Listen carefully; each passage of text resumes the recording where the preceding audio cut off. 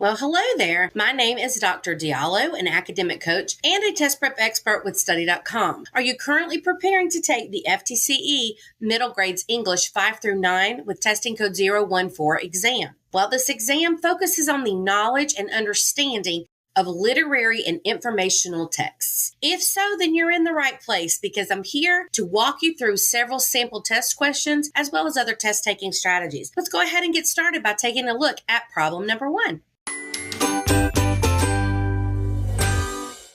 In this sentence, the manager's tone was icy as she reviewed the employee's mistake.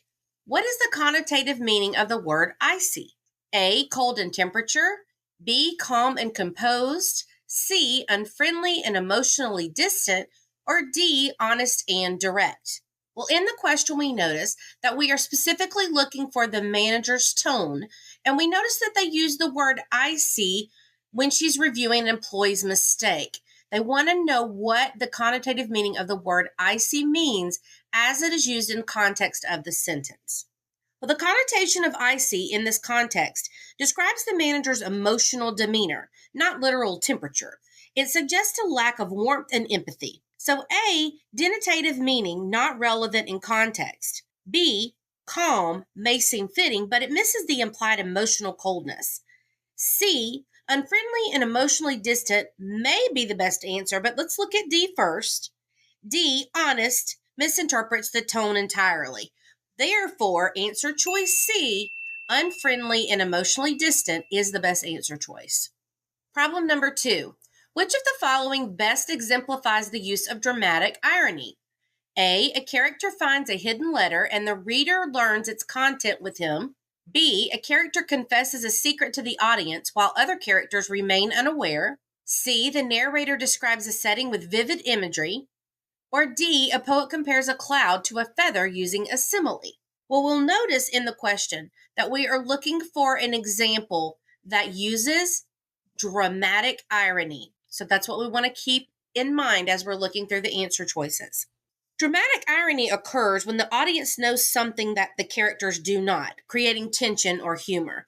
So when we look at the answer choice for A, this is situational, not dramatic irony. So this isn't correct. B, a character confesses a secret to the audience while other characters remain unaware. This could very well be the answer, but let's go ahead and look at C and D first.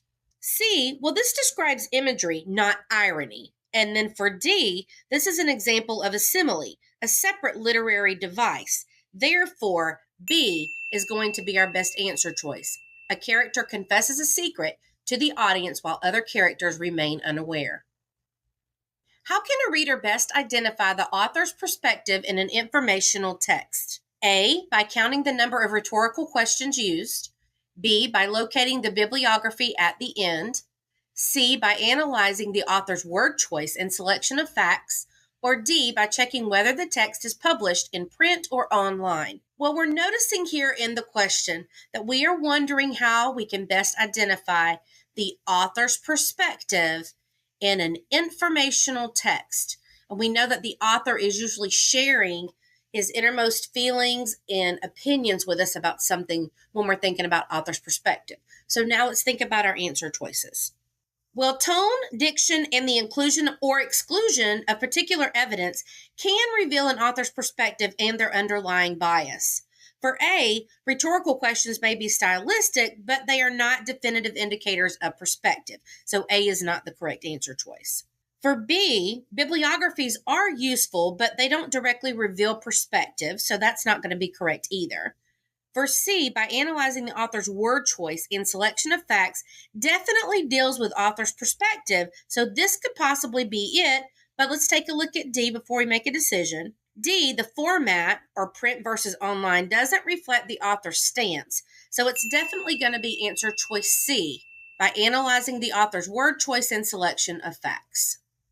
Which of the following texts would most exemplify the philosophical and stylistic hallmarks of American Romanticism? A serialized realist novel portraying urban life with detached objectivity. B, a modernist poem exploring alienation and industrial decay through fragmented form. C, a post-Enlightenment treatise advocating reason and civic order as the highest ideals, or D, a fictional narrative emphasizing emotional introspection, the sublime in nature, and the inherent goodness of the individual? Well, in our question, we notice that we are looking for text that exemplify philosophical and stylistic hallmarks of American Romanticism. This is a specific time period in literacy. American Romanticism is marked by its focus on emotion, intuition, idealism, and reverence for nature. These elements contrast sharply with the rationalism of the Enlightenment, the detached tone of realism, and the fragmented, disillusioned voice of modernism. So for A, reflects realist tendencies,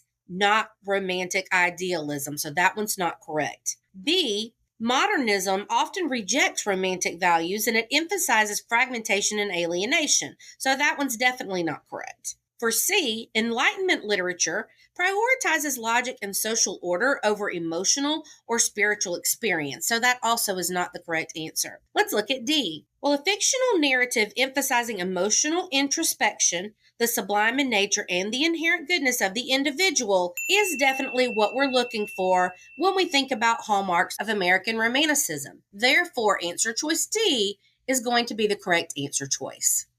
Well, hopefully you learned a lot while watching that video. For more practice, check out our FTCE Middle Grades 5 through 9 with testing code 014 playlist. And for even more detailed practice, strategies, and customizable study materials, head on over to study.com and check out our FTCE test prep course. Those who use study.com resources usually have at least a 92% passing rate. Our courses include full-length test exams, hundreds of authentic practice problems, short targeted video lessons specifically developed based on the latest of testing updates. With our resources, you'll know exactly what to expect on test day. Like this video and subscribe to this channel so that you can get the latest FTCE testing updates. And please leave your questions and your success stories in the comments. We'd love to hear from you. Thank you so much for watching and happy studying.